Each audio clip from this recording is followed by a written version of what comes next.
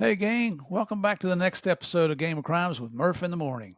If you're a new listener or viewer of Game of Crimes, a special welcome to you. You've come to the right place to see and hear some of the best true crime content everywhere. This week's guest is Giovanni Rocco, a retired 27-year veteran of the Hudson County, New Jersey Police. But he didn't spend all his time in patrol. Nope, he spent about 20 years of that working undercover assignments, one of which he was extremely fortunate to walk away from alive. I'll tell you a little bit more about that here in a couple minutes. Once again, thank you for listening to and watching the Game of Crimes. As most of y'all know, I'm now posting our guest interviews on YouTube. If you haven't checked us out, head on over to YouTube, type in Game of Crimes Podcast in that search bar at the top and see what you think. While you're there, do me a favor, click on that subscribe button, the like button, and feel free to share with all your friends. This little action, it won't cost you anything other than a minute or two of your time, but it really helps promote the show. I understand none of this would be possible without your support, and I really do appreciate you guys giving me your time. If you like what you're hearing on Game of Crimes, you can get more content on our Patreon channel at patreon.com/Game of Crimes. There you'll find several bonus episodes each month, ranging from serious and current topics to some silly and fun stuff. And now you can even get early audio access to each week's interviews before they drop on YouTube or wherever you listen to podcasts. You can even subscribe for free and hear the first 5 minutes of each episode to help you decide if you'd like to spend some of your hard-earned cash to hear more. Again, that's patreon.com/Game of Crimes. So my guest this week is Giovanni Rocco. Is that a cool name or what? Giovanni Rocco. Sounds like a name for someone, I don't know, who works in La Cosa Nostra, the Mafia, the mob, right? Rocco worked for 27 years as a law enforcement professional in Hudson County, New Jersey, just across the river from the Big Apple, New York City. And guess what? As an undercover operative, not only was he working with DEA buying drugs and making federal cases, he eventually began working with the FBI and infiltrated one of those Mafia families, arguably the most violent and dangerous of all the crime families in the New York, New Jersey area. And he lived to tell about it. Wow. But Rocco, he'll also tell you about the mental and emotional toll it took on him and his family. I'm serious. This is an interview you don't want to miss. But before we hear from Rocco, you know what you got to do. It's time to get in, sit down, shut up, and hold on. Welcome back to the biggest, baddest, and truly the most dangerous game of all, the Game of Crimes.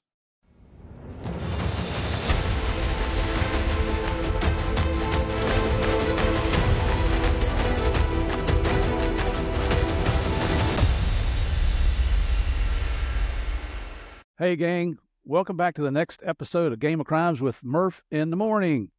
Thank you guys so much for continuing to come back here. And if you're listening to this and you're not aware, we're now posting videos of our interviews on YouTube. Just go to Game of Crimes Podcast up there in the search bar.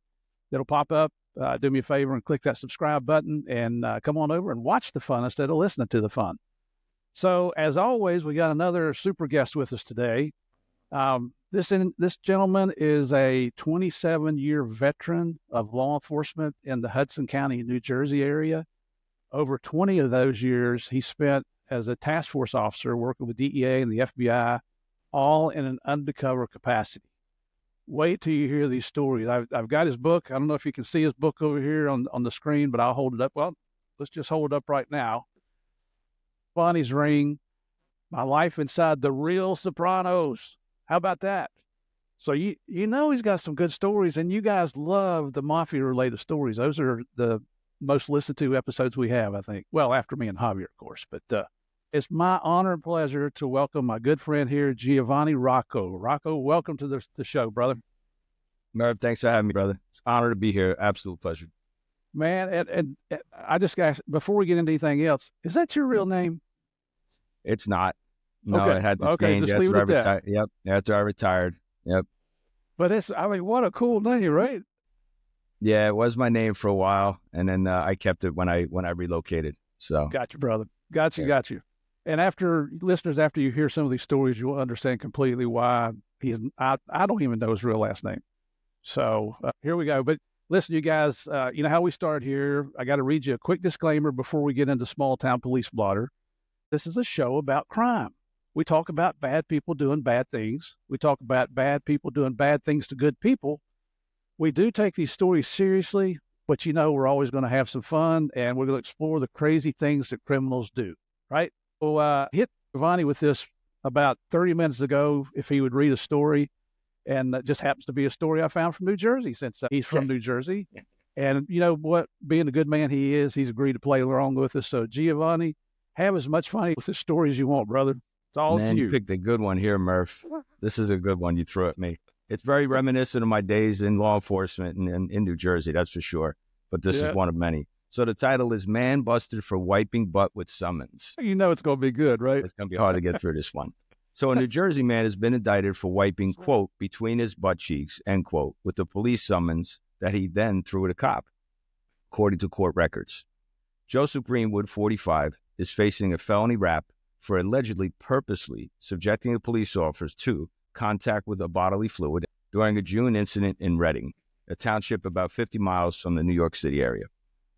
According to the indictment filed last week, Greenwood was issued a summons by Lieutenant John Insabella. Following his release from police custody, Greenwood had been cited for threatening an assault. Upon the issuance of the summons, Greenwood placed the document between his butt cheeks and began wiping the paper in an upward and downward motion. Prosecutors allege he then threw the summons in the direction of Insabella. The indictment does not further detail Greenwood's alleged wiping or the nature of the body fluid found on the summons, which apparently was seized for evidence purposes. You think you'd be looking for some Purell to wipe your hands off after picking up that piece of evidence? Yeah, a couple of things disturbed me initially, Murph.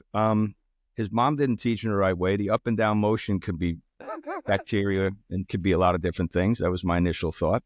My initial thought was I've seen a lot of unusual, as you have, being in law enforcement for so long. You've been put in unique situations, but a lot of shitty ones, and that's a shitty situation. Absolutely. Yeah. And my last thought was, why not a good paper cut? Where's a good paper cut when you need one? That's justice right there. That's time served. A paper cut in an sensitive area like that would have been time served. So that would bring back memories, wouldn't it? I tell you what, that was such a good story. I'm actually wiping tears out of my eyes. That's crazy. And it's a perfect example of somebody who's in a bad situation and just wants to make it worse. It is. Yeah. I thought he was going to show off, and all he did was bring himself more grief. Right. All right, brother. Thank you for doing that. I've got one now from, guess where? From Florida, because that's where I live. And I tell you what, the most stories of stupid criminals come from the state of Florida. And what you don't know, Giovanni, is what I like to say. I try to teach this to my kids. You can be a leader or you can be a follower in life. It's your choice, right? I try to get my kids to be leaders.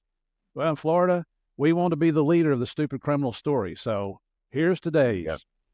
A Florida man tried to trade a bag of weed for food at a McDonald's, but was rebuffed by a drive-through worker who called 911 to report the unorthodox barter attempt. Cops allege that Anthony Gallagher, 23 years old enough to know better, he ordered food at a McDonald's in Port St. Lucie about 1:30 a.m. Okay, 1:30 a.m., there's not a whole lot of good things happen at that time of the morning. When Gallagher pulled his Pontiac up to the drive-through window, he allegedly, I hate that word, he produced a clear plastic bag that contained a green leafy substance, sounds like cop wording, doesn't it, and offered to provide marijuana in exchange for the food that he ordered. The McDonald's manager declined Gallagher's request and called 911. By the time police arrived, Gallagher had left the McDonald's parking lot. However, being the dumbass he is, about 2:05 a.m., he returned to the drive-through line where he was pointed out to police by the manager. Gallagher's vehicle was hard to miss since it had a surfboard protruding through the rear window. Police reported that Gallagher's ride reeked of marijuana and that loose cannabis was found on the vehicle's center console. A search of Gallagher turned up a bag of weed in his pants pockets. In addition to a possession rap, Gallagher was charged with driving under the influence. While an arrest affidavit does not detail Gallagher's McDonald's order, I guess he likes their fries, his excessively dirty auto offered clues to his fast food preferences. The floorboard was littered with French fries and chicken nuggets, and moldy chicken wings were found in the rear floorboard of his vehicle. Dude, Yeah, we want to legalize weed so everybody can enjoy those kind of munchies and that sanitary conditions in your car, and thinking that you can That's trade a right. bag of weed for chicken nuggets and French fries. Yep. So you know what? These guys never cease to amaze me with some of the stupid stories they come up with, the stupid things No, they and do. I'm not saying the surfboard and marijuana goes hand in hand, but I know I do my fair amount of surfing, and I know a lot of surfers. So yeah, they Oh, do have a tendency to live out of the car and enjoy life, and but I'm not yeah. leaving the food on the floor. No, no, man. And for our listeners, they've heard me say this before. You want to smoke weed? I really don't care. I don't think it's the smartest thing to do, but it's your decision. But just be prepared to deal with the consequences that come along. And that's a whole different story that we'll talk about down the road. All right. Right. So let's get into Giovanni's story here today. And I just usually start off, Giovanni, by talking about how we met. And as I recall, we met last year at the International Association of Chiefs of Police Conference in San Diego. Was Jerry McAleer with you at the time? I No, can't it wasn't remember. this time, but it was a few years back we met. Yeah, yeah. Oh, was it? Actually, it was. Yeah. But we were one of those, like me, you, and Hob are like the ships in the night. We're always passing in between gigs, or we're seeing each other at conferences, and Yeah. it's total chaos. You're always inundated with folks and people wanting to meet and greet you, and yeah, it's confusing at times. But yeah, last year I did see you. Jerry was our initial introduction, I think. Okay. Um, Yeah. I forget where we He's a were, good maybe man. Chicago or someplace like that, the IACP. And Yeah. then last year I Yeah. saw you again at San Diego. You're right. Jerry's, I tell you what, he's a legend within the DEA ranks. And he's remained a friend. Well, we were moving to Florida and he heard about it. He was trying to get me to move to Sebastian down that way, which I think he probably lives down that way also. So He anyway, does, yeah, yeah. and Good while we were at the man. conference, He's such a good man. I'll just say one more thing about him, and I never give him enough praise. After I tell my story, the end of it, your listeners, but Jerry was one of those guys who would have moved mountains for me and my family. I mean, truly looked out for us, went above and beyond. At the time, he retired from the DEA, and he was with the chief. He was the chief prosecutor in an area in New Jersey. And when I hmm tell you, he stopped his entire life, his personal life, to look out for the safety of me and my family. He's just that kind of guy. He's not a friend. I wow, mean, he truly is a brother. He yeah, really is. Good man. that's what I love about the law enforcement culture. I know the listeners get That's tired right. of me saying that, but it's the truth. It's the truth. It is. And Absolutely. last year, you gave me a copy of your book with a very nice inscription inside. So, brother, thank you very much. Sure. It won't stay closed now because I'm been reading it. But That's all right.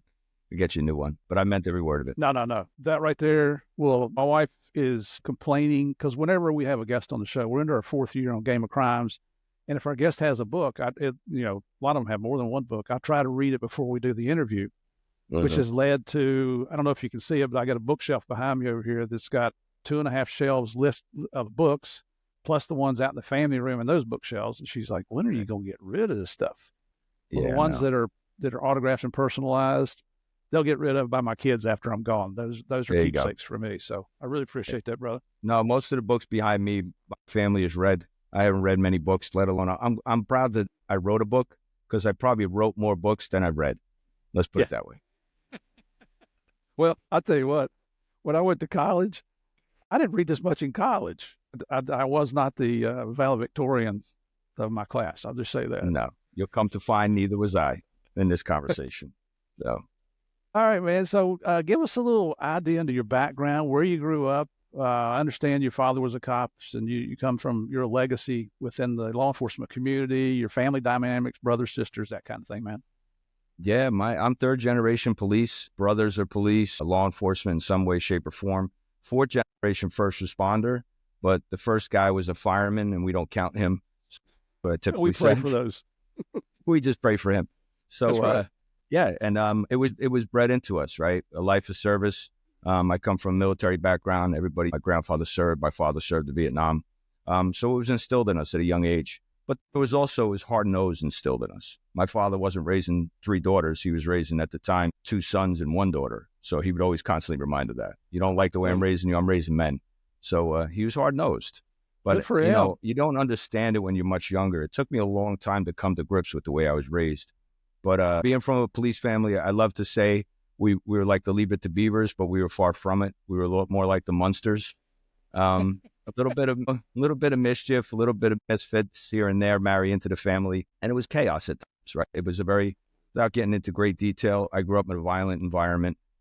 At times it was violent. It was a loving environment within the walls of my home, but at times it was toxic, which all added. Looking back as the man I am now and having children of my own, I was blessed to have the experiences. I thought at the time it was a terrible thing, but at the time it was eat or be eaten, right? It's kill or kill type of thing.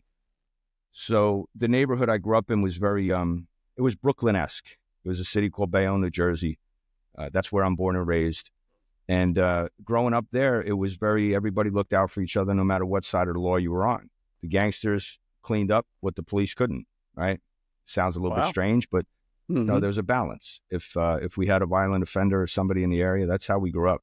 The neighborhood really looked out for each other. But my mom was my parents were born very poor. They both lived in low-income housing as children. My mom moved out very fast. She was young, got pregnant with my sister. And my parents struggled and fought hard for everything they have in life today, which instilled that work ethic in me, looking back. My mom struggled to raise 3 kids at the time. I had a younger brother many years later. For the most part, it was me, my brother, and sister growing up. And my mom stayed at home because she couldn't make ends meet, struggled hard, worked as a cashier in a grocery store until many years later she went back to work and became a bank manager and just ran multiple banks in the cities and did well. My father was a good cop, worked his way up the ranks, became a detective at a young age, then became chief of detectives by the time he retired. So because of his exposure to all the crimes that were committed in the areas, I was exposed to it. I knew the details. I knew the ins and outs, what homicides happened, what mob hits happened, who was whacking who out, stay away from this house, stay away from that house. But again, as I'm being raised, I was a problem child. I'm the black sheep of the family. At best, I was probably maybe an F- in my grades. Family couldn't go on vacation every year because, Giovanni had to go to summer school every year. I loved summer school. I loved learning, so why not go all throughout the summer? But it was a way to keep me on track. So they struggled to get us out of the city when they could. And I just always found mischief and I always found trouble. If there was a fight, I wanted to be involved. If there was somebody that needed protection, I wanted to protect them. So I knew I had that law enforcement characteristic burning inside of me and that will to serve and keep people safe because I'd laid down my own physical wellness on behalf of somebody else. If it's to save Steve from getting jumped by 5 guys, I'll take the brunt of it. I'll fight the 5. You run. One of those things. It was always throwing myself on a sword. I don't know whether I just searched for drama or what it was. But again, I'm not the best student. By the time I was in high school, typically you report to a homeroom, they call it, right? In the beginning of the mornings. I think by my junior year, they tried everything with me. I went to a high school that had 6 vice principals in it. It was 3 city blocks long. The thing was humongous. They would switch me around to vice principals to see who could take care of us, the problem children. And then suspensions. I bribed my way, and not my proudest moment, I bribed my way out of high school. I bought a bottle of Johnny Walker Blue for my teacher, and he made it known. He was a bit of a hard-nosed guy himself. And that's how I graduated on stage. What's that? You've got that story in the book. It is a story in the book because it was so important, right? I had my revenge later. If you read the book, you'll find out how I had the revenge many years later in patrol. And I came across him. I had my summons book on me, so revenge is sweet. So you left him several gifts that day. He got a bunch of them. I think they're the most tickets I ever wrote in my career might have been to him. So, and they were all well deserved. It wasn't like I broke the law to do it. So yeah, when I got out of high school, I got a job in a phone company. I worked for New Jersey Bell, and then I learned a lot there. I learned a lot of effective communication, surviving in the projects. I'm born and raised around the projects. My grandmother lived in low-income housing because she never moved out. A lot of my family did. So I had that culture of my parents didn't want me exposed to the criminals in our neighborhood, but there was no choice because when I went to visit family, I'm in the low-income projects and I had to survive amongst my own. Whether it was a racial divide or a financial thing, or there was a lot of resentment because I didn't live in those buildings, but I had to ingratiate myself, right? Many characteristics I used later in my careers. So when I worked in a phone company, my thing was I always wanted to work in violent areas. I was drawn to violence. So they had 2 main areas, believe it or not. New Jersey Bell, they had combat zones. So at nighttime, they had guys, when your phone went out or you needed repair, they used to send multiple people into the area because it was unsafe. Well, heard danger, my hand went up and said, sign me up, I'm in. and you're going to pay me extra money to go do it. So you Mhm. can only imagine the things I've seen. I've been putting in phones in people's houses and have guys come in with bullet holes in their legs, walked into the most horrific crime scenes, bodies and stuff like that. And just sometimes even walking in and finding a deceased person. So all those things that happened to me, looking back, it's like, it prepared me for a life of law enforcement, right? Yeah. So, so I got a job as a police officer, and that happened in 1990. I came on the job then, and my father called me up, told me about the test. I took the test, and I did well, and I went to the Jersey City Police Academy, graduated there. They taught me how to be a street cop. Again, somebody was looking out for me, because if I went to the State Police in New Jersey Academy, I would have never survived. Yeah. It was too regimented, too strict. So, yeah, they taught me how to be a cop. Let me back up just a second here. I remember reading a story about you and your family were out somewhere, and I forget where you guys were, maybe a fair or a festival, and you were coming home, and your dad saw a guy that he'd been looking for a long time. He knew where a cop usually sat in that jurisdiction, so he went and got the uniform, left you and your family sitting in the car, and said, "I'll be right back." And they go grab the guy, and then they come back and tell you, "Follow us up to the precinct. I'll do a quick report, lock this guy up, and we're on our way." And that left an indelible mark on your memory about becoming a cop, didn't it? That was it. I mean, there was so many incidents that happened, but that was the defining moment. I knew right then and there, no matter what my relationship was, and I was a problem teenager or a kid, I knew that's what I wanted to do. When I watched my father actually his duty, right, and serve and protect, and that was it. The apprehension, the way things happened, the rush of adrenaline I felt as a kid just sitting in a car. Yeah. When you watch your mom and dad go to work as a first responder, it's one thing to see them in their uniform. It's one thing to know what they do, and they honor them in schools. But it's another thing to watch him actually do his job. And I think that's what the defining thing was, right? To use us. I mean, he used me before, don't get me wrong. We used to have chop shops up the block from us, and he'd send me on my bicycle to the little bodega. And he'd tell me, go up there and, write the license plates down of all the motorcycles and the cars you see. And he had me doing surveillance. That was really my first undercover work for law enforcement, was when I was a young kid. So, and it was Raiders of the Lost Ark. We're on our way home from Jersey City, and there was a violent offender hitchhiking on the side of the road. And it was just, time was everything. Murphy's Law, right, as they say. Right, absolutely. Absolutely. That's, and that's what I love about hearing the story about your dad. And this is what I preach to about law enforcement, is that I haven't met a cop yet that became a cop because they wanted to kill people.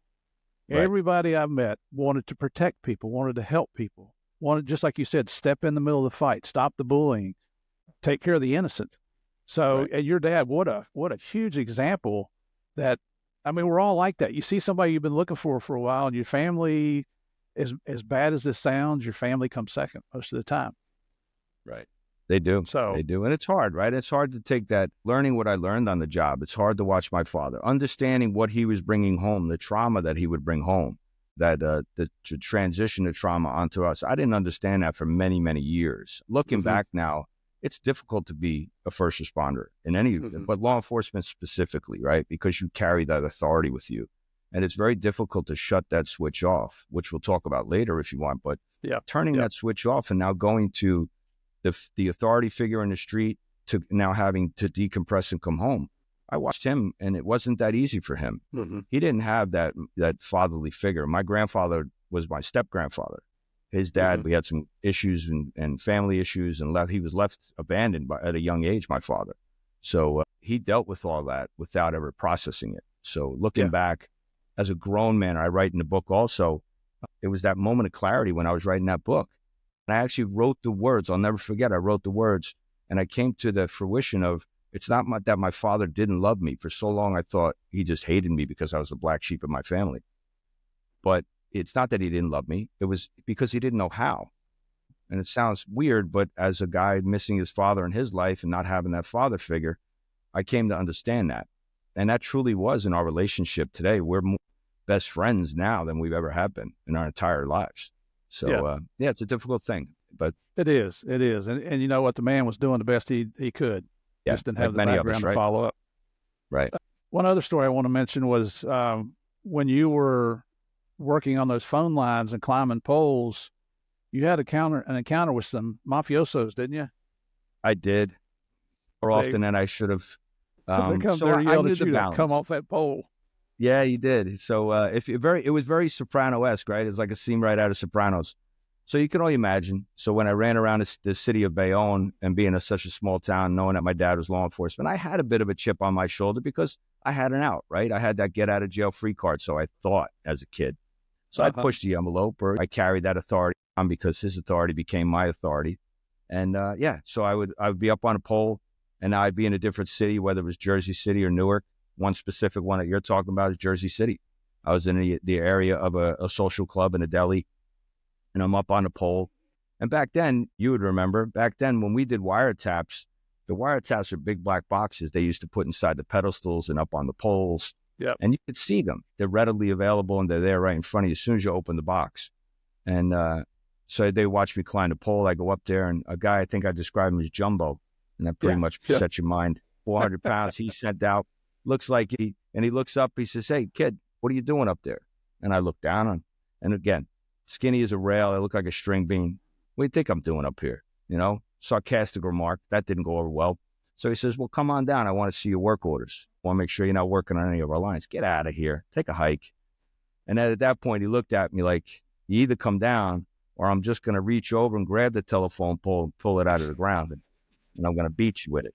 So I came down, realizing, okay, my limits. So I came down, I hand the work order. He looks at the work order, realizes it's not his phone number and anything like that. And he says, you're going to let us know, right? You're going to tell us if the law enforcement cops, if the bulls, as we call them in the neighborhood, if the bulls are looking at us, you keep an eye out for us, right? Come inside, get yourself a sandwich and that kind of thing. You had that happen all the time.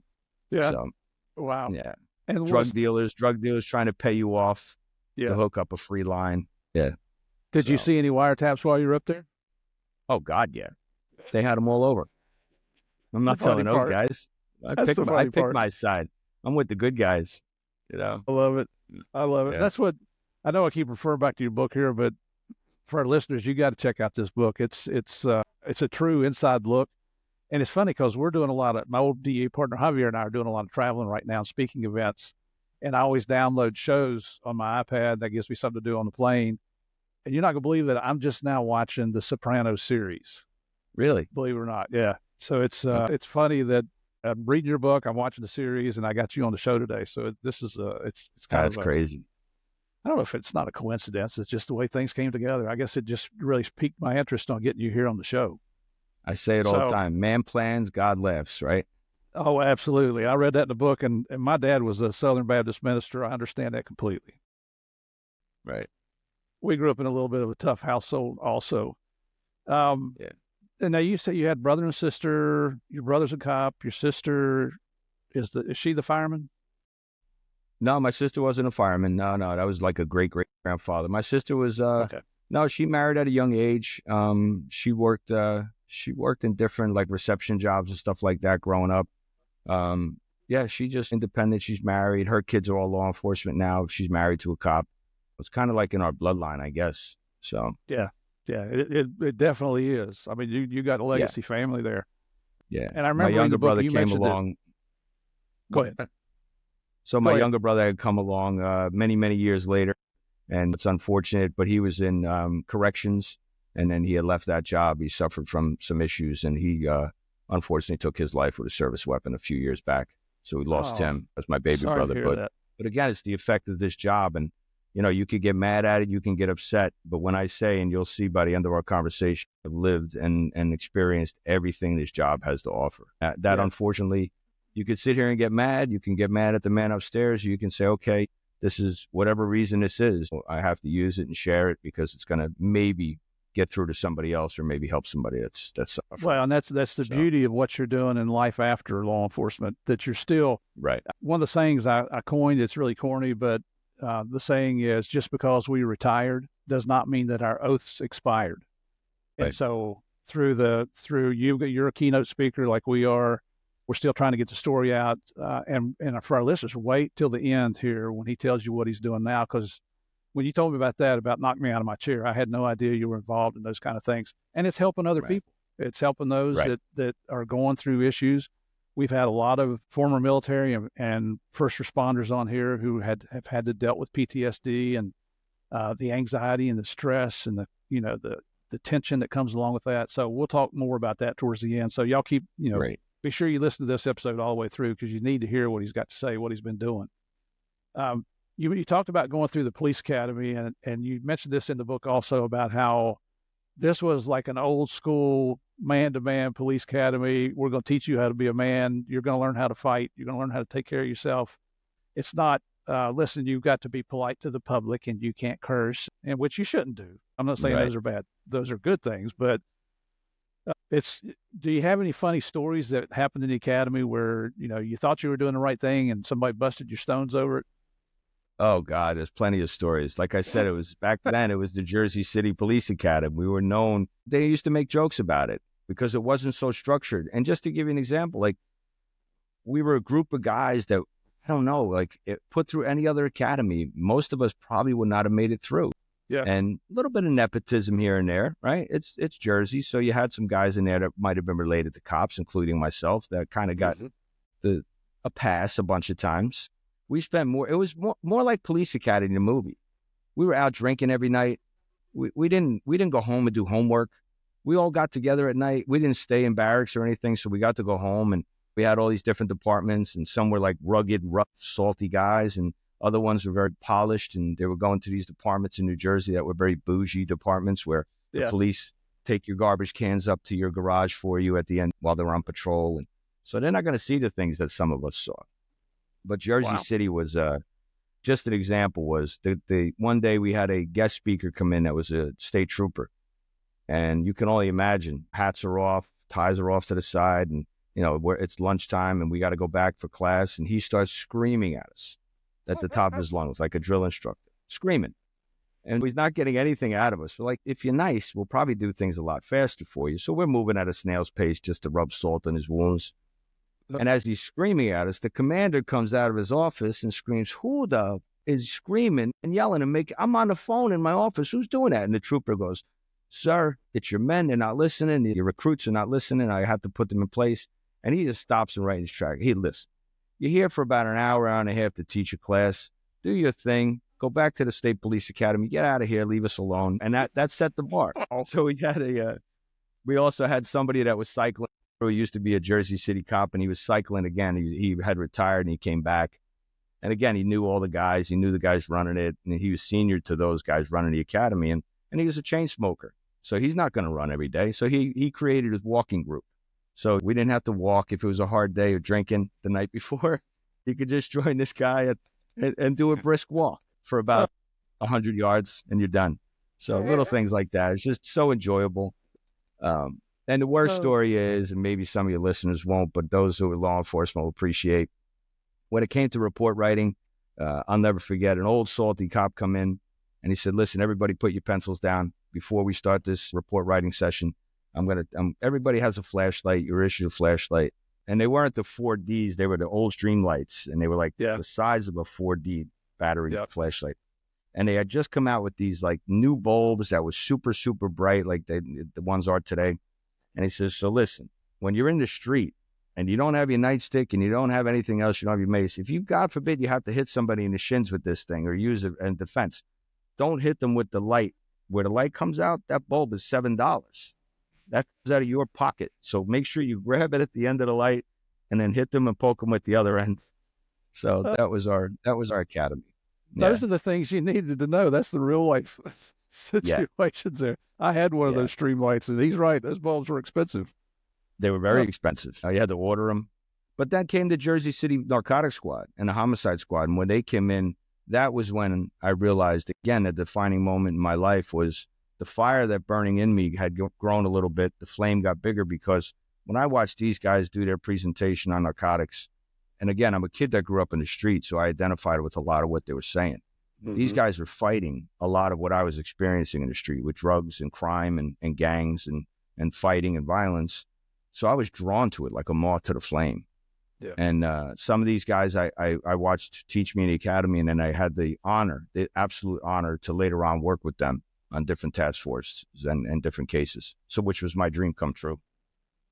Did you? So I mean, obviously you have to start out in patrol. One other thing I remember reading in the book was you were talking about nepotism. You got a call from your dad told you, hey, they're hiring 10 guys. You could at least go take the test. And you came in number 11, right? I did. Yeah. Yeah. And But the at that chief, time, my relationship with my dad and myself, it was very rocky at best. It was really, really, we were on a downslope and we didn't communicate. And, he wanted the best for me, but at the same time, I was doing a lot of things in my life to get back at him, like many kids of law enforcement often do, to rebel.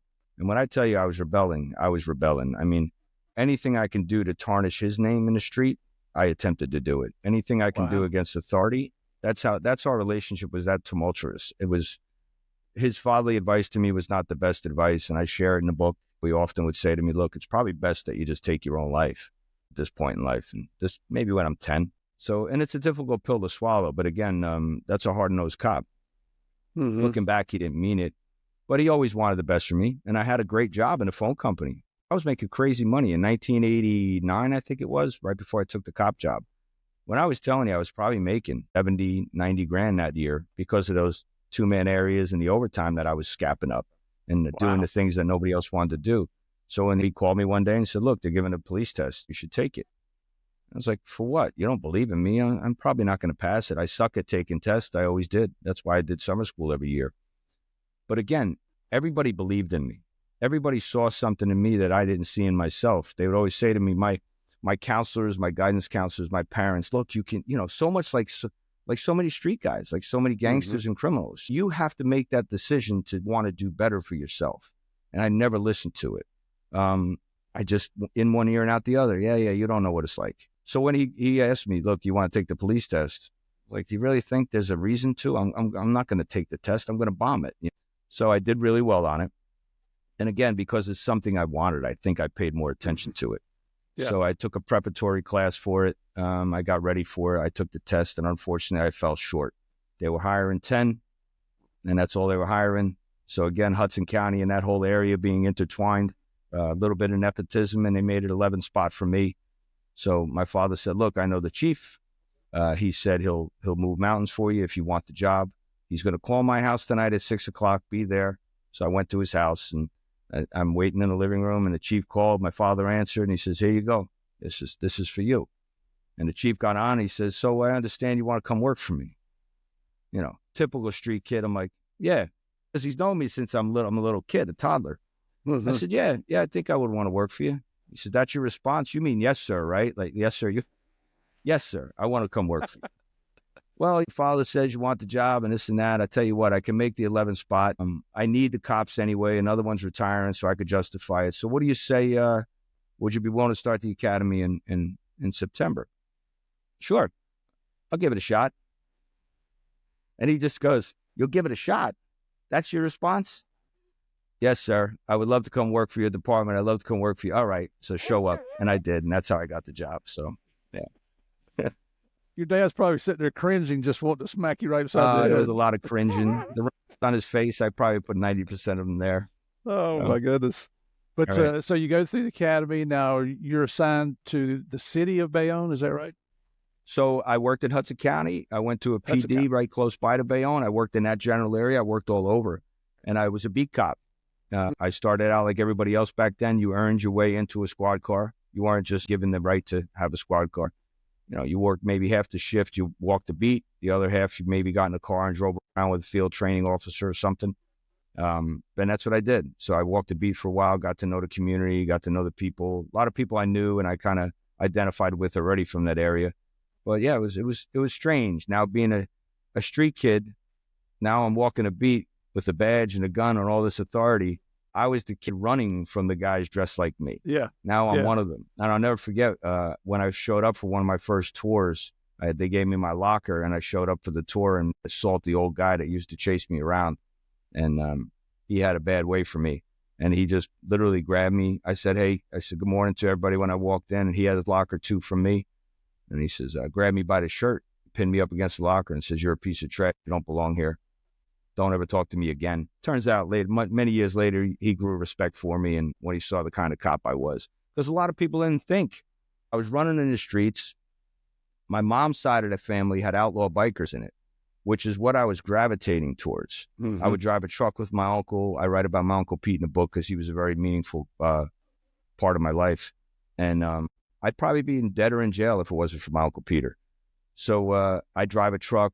I'd be with the bikers. And I'll never forget, the day before I went to the academy, I went to a tow yard in Jersey. And I met with all my buddies and my uncle's friends, and who were outlaws. They were 1%ers in a particular group in that area. And they said, this is really what you're going to do. Like, I thought you were going to come join us and be with us, and I'm going to give this a shot and see what happens. And they made it very clear. I'll never forget. We sat, and they got 2 cases of beer. They said, when this beer is gone, that's it. We're gone. You're out. There's no more us. And they made it very clear. I'll never forget this one guy, Joey. He made it very clear that, and Joey Santiago, and he said, we're done. From this point on, when we cross paths, you're on that side. Just understand that. I said, okay, fair enough. So they drew the line in the sand, and I understood that. But I came with that knowledge, and I came with that experience. So it was very hard for me to break that, right? I had that in me. I had that wild side, that wild child in me was still in there. And so I showed up one night on a motorcycle, a Harley Davidson chopper that is totally street illegal. I had no business driving on the street. And I pulled into the precinct, and my chief was there at night, and he saw it and went crazy on me. I thought for sure that's when I'm going to lose my job. Here, I promised him. I changed my evil ways, and I show up, uniform pants. I got my shoes. I got a white T-shirt on. I got a leather vest, and my service weapon isn't even in a holster. It's just shoved into the front of my pants. So when he saw that, he was just, then again, even then I had that defiance for authority. And he went up one side of me, down the other. And a couple weeks later, he called me into his office, and he thought about it. And I guess they had an opportunity for me to do some undercover work. And that was my first chance to do it, very young in my career. And I had some low-hanging fruit, and I did it. I destroyed that job. I messed it up completely. I went in with no training, just what I knew from the street, just from what I watched my buddies buying guns and buying dope in the street for so long. I was like, oh, this is a piece of cake. I got this. And I walked in, and I totally ruined that. But I'll never forget that case. It was when you first went out on patrol, I guess I'm old school. I loved the fact that you were walking a beat, because that's where you get to know the people in the community. You already knew a lot of them, but now you showed them that, hey, I'm not that little punk that used to run around here. I'm now here to help you. And down the road, and you'll probably talk about this, but that's where you also develop people who will tell you things that they might not tell a cop that they don't know. They know you're a local kid. You're changing your life around here. You're showing them respect, coming into their stores and their shops. I love it. I know it was probably a pain in the ass. You want to be in that cruiser where you can chase people down and get high-speed car chases and all the fun stuff that you do. But that really does play a strong part. Even in the little small town where I was a cop in West Virginia, we had one guy that would walk the downtown area during the daytime. And whenever you needed anything, he knew all the business owners. I mean, whatever you needed, you could get. And if you needed information, he knew who to go talk to. So I just wanted to point that out. I thought that was the really neat thing. I don't know that most locations do that anymore. Does NYPD or Jersey cops? They should, because the community outreach is tremendous, right, Steve? I mean, park your vehicle. Even when you have a cruiser, I encourage cops, and I share that exact story. I tell them, look, even if you're not assigned, park your cruiser. Get out of your car and walk your district. Pick a spot where it's busy. Go meet people. Let them know who Officer Smith is. Let them know who you are. Let them know that you're there. Give them your card. Like, that is community policing 101. Right. And that, I understand now. To your point, when you put me out at 10 o'clock at night and I'm walking the beat, yes, I'm getting my bones, right? That's what I'm doing for the department. But they're also teaching me how to survive on my own. They're also teaching me how to communicate with people.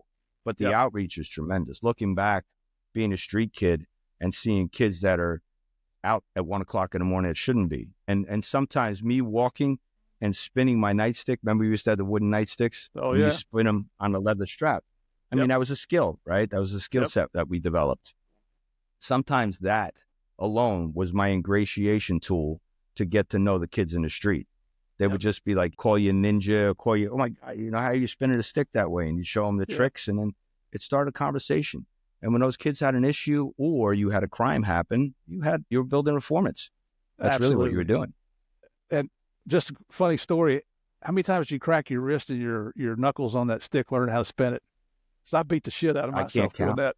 And the shin, you'd hit yourself in the shin. So my father had told me a story. He broke the store windows, and then I found out, I guess it's a common thing, right? Oh, Yeah, I didn't know that. So until it happens to you, and then you just had to wait. You had to run around the corner real fast, and then call in a criminal mischief to a window because you're never going to admit that you broke it. no, you're gonna get your stones busted by the guys in the squad when you do Oh that. yeah, Oh my without a goodness. doubt. Yep. Yeah. That first ever undercover, was it a drug case? What kind of case was it? Yeah, it was a drug and a gun case. So I did some little low-hanging things in the beginning, but then when they actually gave me an informant, sent me in, and they gave me my instructions, and the chief sat me down. He said, "Look, the guy's selling some 45 handguns, and he's selling marijuana." Again, this was DEA joint effort. And again, DEA back then, you're talking 1991, 92, they had truckloads, right? Remember with DEA wouldn't touch marijuana if it had to be a ton, right? It had to be literally a ton, a truckload of weed for them to be even interested. Or there had to be some kind of underlying like weapons or arms or something. That's what that was. So I had met a guy, and he was running a task force at the time. But again, this is early 90s. So they didn't have a lot of task forces. You didn't leave your area responsibility just to paint the picture. If you were a city cop in Jersey City or Bayonne or Hoboken, you didn't leave your city limits unless it was for a pursuit and you were authorized. Right. So for me to even go into another town to do an undercover was unheard of. Sometimes we'd swap undercovers or if you had a good detective, but not really. It didn't happen that much. So that was the first time they really started doing some outreach with the task forces. And this guy came in and they gave me my marching orders. It was to go into a particular, it was an outlaw motorcycle group that this guy was associated with. We had an informant into them. I was to walk in and buy a 45 handgun and a half a pound of weed as a sample. And once I got in, I go in there and there's this little old biker guy who is very well respected in this worldwide organization, outlaw motorcycle organization. He was a god to these people. And I knew him.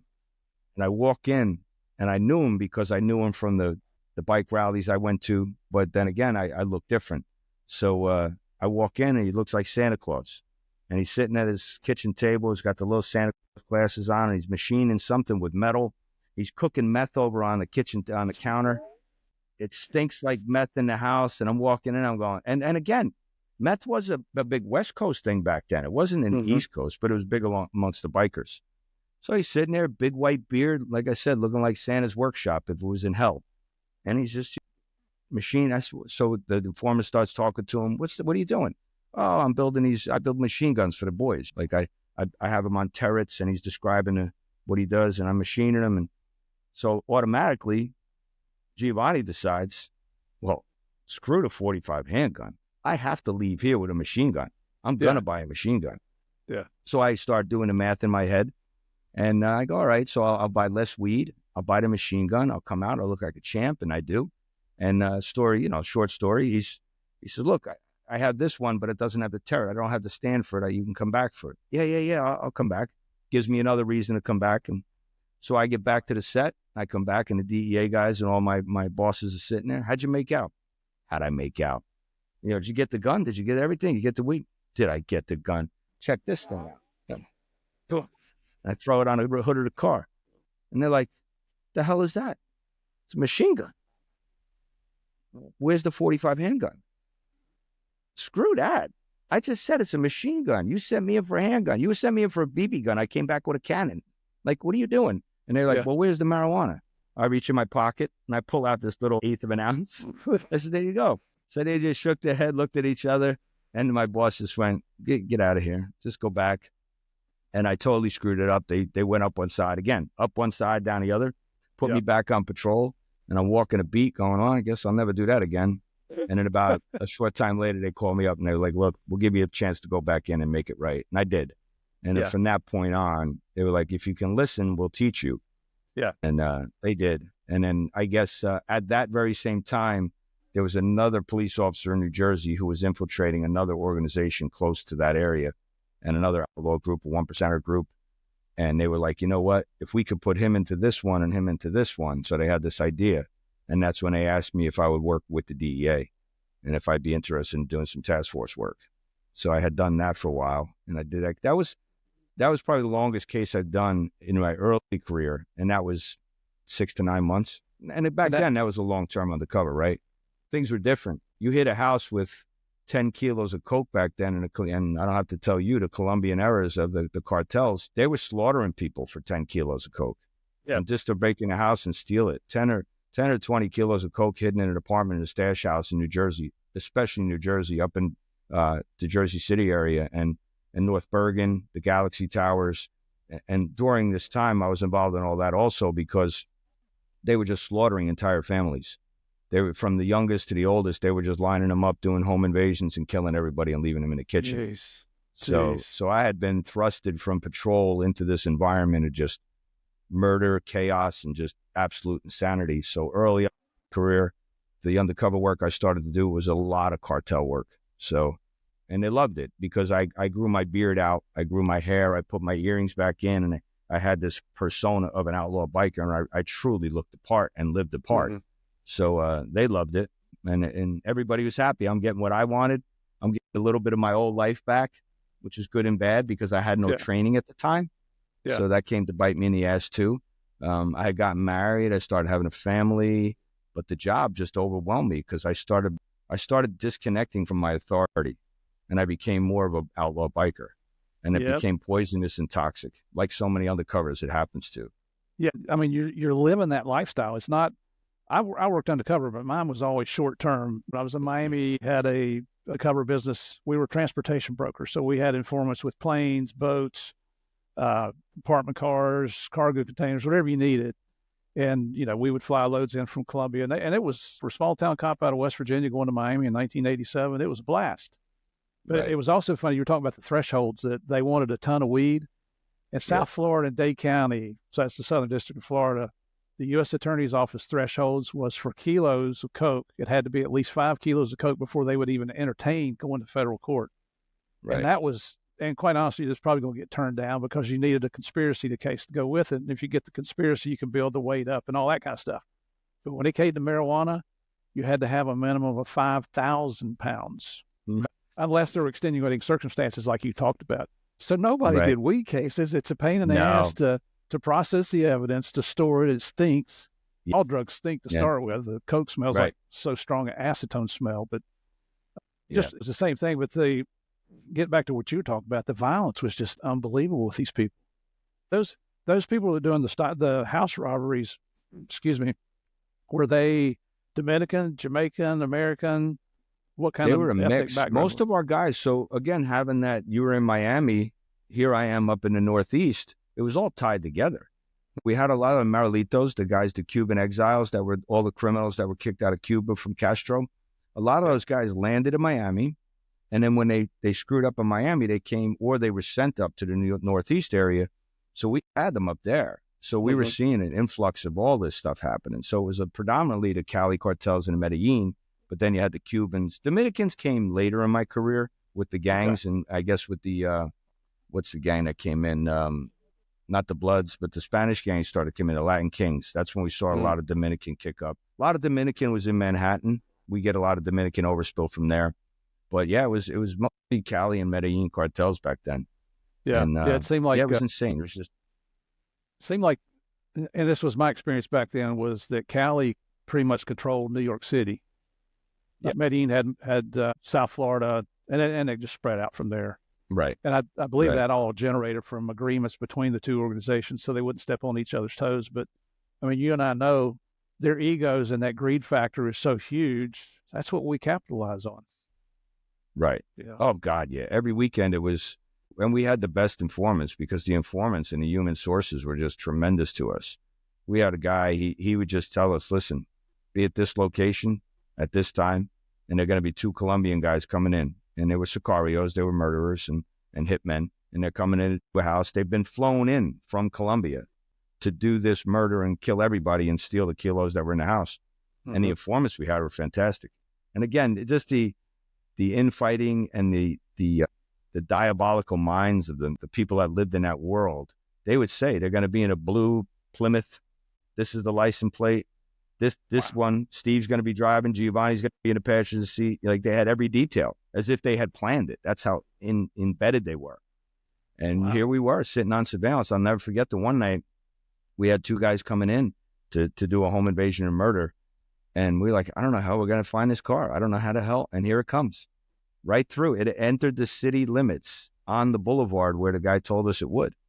And then we followed the car and pulled up at a light. And again, here these guys are from third world country at the time. And, we stop at the light next to him. We're all in plainclothes cars. And the guy has a 9mm, pulls it up in his lap, jacks it because they were maybe 5 blocks from the location. And it literally, as he racks the action, he looks over at the car with us in it, thinks nothing of it. And then they go about their way. And we said, all right, the next light. You remember how we used to do the jump out, right? Mm-hmm. And again, we had our tactical response was not like it is today. Yeah. Our tactical response is next red light, you block them in, you pull right in front of them, we do the doors, and one comes behind. It was total insanity, the things that we did. There was no officer safety. So, It was exciting. As my partner approached, what's that? It was exciting and fun, wasn't it? Oh, the adrenaline. I wouldn't give it up for anything, Steve. I would do it all over, right? And looking back, it was like, oh my God, we're lucky we're all here, because in that particular instance, and this is just one night in the life of, and the guy had raised up the 9mm and went to shoot my partner. And my partner had been shot in the throat before and came back to work. And he just slammed, screaming, gun. And it was dog pile on a rabbit. We got everybody out, locked them up. And then they each had, I think, $1 million I think it was $1 million bail on each of them. They bailed out the next day. Somebody came in with cash, bailed them out from the cartel. And then I would say about 10 hours later, homicide found them with their throat slit up on the tracks. Oh, really? And that's how it was. Wow, they screwed up. So that violence of everything you were seeing down in Miami and overseas, it was just rinse and repeat. It was truly, I don't have to tell you, you're the god in our world, and you saw it more than anybody. It was like the movie Scarface. They just throw people off the Galaxy Towers, and it was crazy, running and gunning. And I was gonna say, as outrageous as that movie Scarface is, it's a lot of realism in there. I mean, those are actually happening. It's outrageous what was going on. So, hey players, this is the end of part 1. Part 2 comes out as always on Tuesday. In the meantime, Game of Crimes is now posting interview videos on YouTube. You can find those at Game of Crimes Podcast, and I ask that you click on the subscribe and like buttons. On social media, check us out on Facebook and Instagram at Game of Crimes Podcast, and on X at Game of Crimes. Also on Facebook, type in Game of Crimes fan page and join us for some fun. Our website is gameofcrimespodcast.com. We've got a lot more information there, including all our episodes, the book list, which contains the books written by our guests, Game of Crimes merchandise, and more. And for more content, join us on patreon.com/Game of Crimes. I have several monthly episodes that range from silly to serious, so come on over and join the fun. In the meantime, everyone stay safe. We'll see you tomorrow for part 2.